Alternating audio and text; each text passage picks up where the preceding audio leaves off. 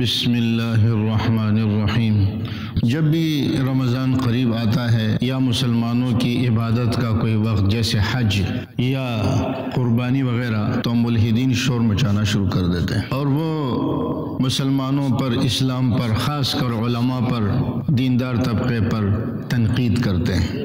اور اگر ان کو منع کیا جاتا ہے کہ جی آپ کو ہماری عبادت سے کیا تعلق، بھائی نماز ہم پڑھتے ہیں، روزہ ہم رکھتے ہیں، حج ہم کرتے ہیں، زکوٰۃ اور صدقات ہم دیتے ہیں، آپ کو کیا تکلیف ہے؟ تو کہتے ہیں اصل میں تم نے لوگوں کو بیوقوف بنایا ہوا ہے اور لوگوں کو بلا وجہ تکلیف دیتے ہو۔ ہم چاہتے ہیں کہ ان مسلمانوں کو جو تمہارے شکنجے میں پھنسے ہوئے ہیں ان کو ان چیزوں سے آزاد کریں، اور اگر کوئی ایک شخص بھی اسلام چھوڑ کر نعوذ باللہ مرتد ہو جائے تو بڑے خوش ہو جاتا ہے کہ ہم نے ایک آدمی کو غلامی سے نجات دے دی۔ یعنی ملحدین بھی یہ کام جو کرتے ہیں یہ آپ کی ہمدردی کے لیے کرتے ہیں کہ آپ کو اسلام سے آپ کو پیچھے کر دیں، اور کہتے جی بڑے خوش ہو جاتے ہیں کہ ہم نے ایک آدمی کو اسلام سے باہر نکال دیا اور اس مسلمانوں کے اور مولویوں کی غلامی سے اس کو باہر نکال دیا۔ تو اسی طریقے سے جب رمضان آتا ہے تو بڑے شد و مت کے ساتھ وہ یہ اعتراض کرتے ہیں کہ صبح سے شام تک بھوکا رہنا یہ کوئی عبادت ہے؟ یہ ان مولویوں نے بلا وجہ مسلمانوں کو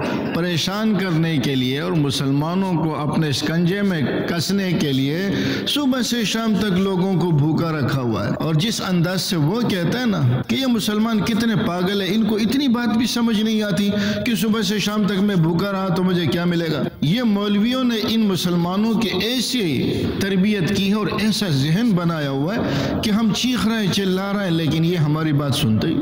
انسان کی جان کو خطرہ ہوتا ہے، روزے کی حالت میں مر جاتا ہے بھوک اور پیاس کی وجہ سے، اس کی ذمہ دار یہ مولوی ہے۔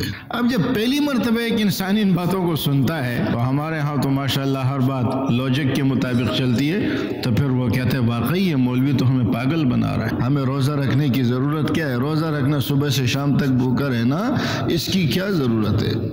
تو سب سے پہلی بات یہ ذہن میں رکھیں کہ اول تو یہ کہتے ہیں کہ روزے میں اللہ کا کیا فائدہ ہے؟ تو یاد رکھیں اللہ کوئی بھی کام اپنے فائدے کے لیے نہیں کرتا، یہ ایک ضابطہ ہے، اللہ کوئی بھی کام اپنے فائدے کے لیے نہیں کرتا، اس لیے کہ اللہ تو مالک الملک ہے، خالق الخلق ہے، ان کو کیا ضرورت پڑی ہے کہ وہ اپنے فائدے کے لیے ہمیں استعمال کریں۔ مثال کے طور پر اللہ نے ہمیں حکم دیا ہے جمعے کی نماز پڑھو، آپ سارے جمعے کی نماز کے لیے اکٹھے ہو جاتے ہیں، تو آپ بتائیے آپ اللہ کے فائدے کے لیے کرتے ہیں یا اپنے فائدے کے لیے؟ اپنے فائدے کے لیے کر رہا ہے۔ جس وقت آپ کی عبادت نہیں تھی اللہ اس وقت بھی تھے اور اسی شان و شوکت کے ساتھ تھے، اور جب اس کائنات کا ایک بندہ بھی باقی نہیں رہے گا پھر بھی اللہ کی شان یہی ہوگی، اللہ کی شان میں اضافہ ہم نہیں کر سکتے۔ تو پہلی بات تو یہ ہے کہ اللہ تعالیٰ کوئی کام اپنے فائدے کے لیے نہیں کرواتے۔ یہ نہیں ہے کہ سارے کے سارے لوگ اگر نیک اور صالح بن جائیں گے تو اللہ کی بادشاہی مضبوط ہو جائے گی، اللہ کے ووٹ زیادہ ہو جائیں گے، اللہ کی خدا کی خدائی وہ اور مضبوط ہو جائے گی، اور ایسا نہیں ہے۔ کوئی عبادت کرے نہ کرے، من عمل صالحا فلنفسه ومن اساء فعليها، جو نیک عمل کرے اپنے فائدے کے لیے کر رہا ہے، اور جو برا عمل کر رہا ہے اس کا وبال بھی اسی کے اوپر ہوگا۔ تو یہ سب کچھ ہم اپنے فائدے کے لیے کر رہے ہیں، ہماری عبادت سے اللہ کو فائدہ کوئی نہیں۔ دوسری بات، مسلمان کے لیے اللہ کا حکم کافی ہے، مسلمان کے لیے اللہ کے حکم میں حکمت ڈھونڈنے کی ضرورت نہیں ہے۔ اللہ کا حکم ہے صبح سے شام تک روزہ رکھو، ہم رکھیں گے، چاہے اس کی حکمت ہمیں سمجھ آئے یا نہ آئے۔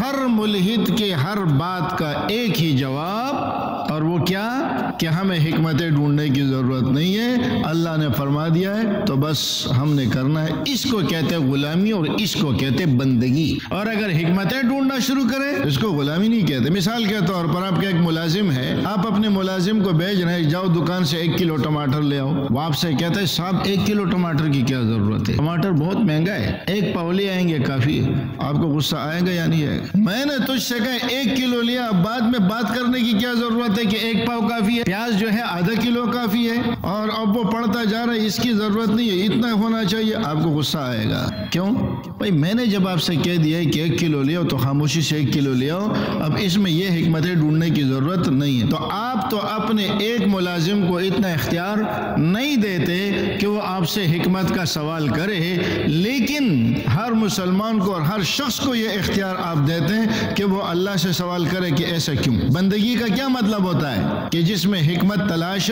نہ کی جائے۔ وہ محمود غزنوی ایاز کو اپنے قریب رکھتے تھے تو جو وزراء تھے ان وزراء میں ان کو بھی لاتے تھے، وہ غلام تھے۔ وزراء کو اعتراض ہونے لگا، ان کو لا کر ہمارے صف میں برابر کا بٹھایا جاتا ہے، حالانکہ یہ غلام ہے اور ہم آزاد ہیں، ارکان ہیں، ارکان دولت، ارکان حکومت ہے، یہ ہمیں ہمارے ساتھ بٹھاتے ہیں۔ وہ سمجھ گئے، انہوں نے کہا اچھا ایک دفعہ ان کا امتحان لینا۔ ایک قیمتی ہیرا کسی نے بادشاہ کو بھیجا ہدیے کے طور پر، سب کو اکٹھا کیا، کہا کہ جی یہ ہیرا توڑو۔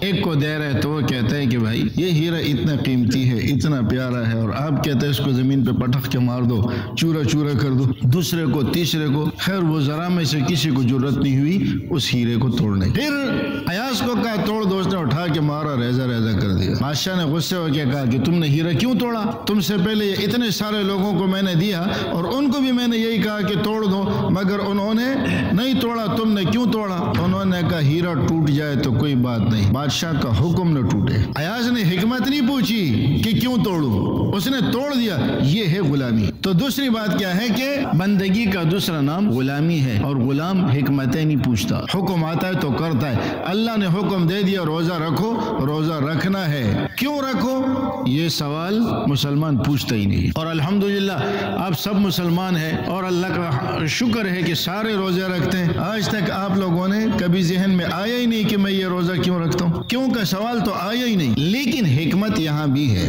ہمیں حکمتیں ڈھونڈنے کی ضرورت نہیں ہے، لیکن حکمت یہاں بھی ہے، اور وہ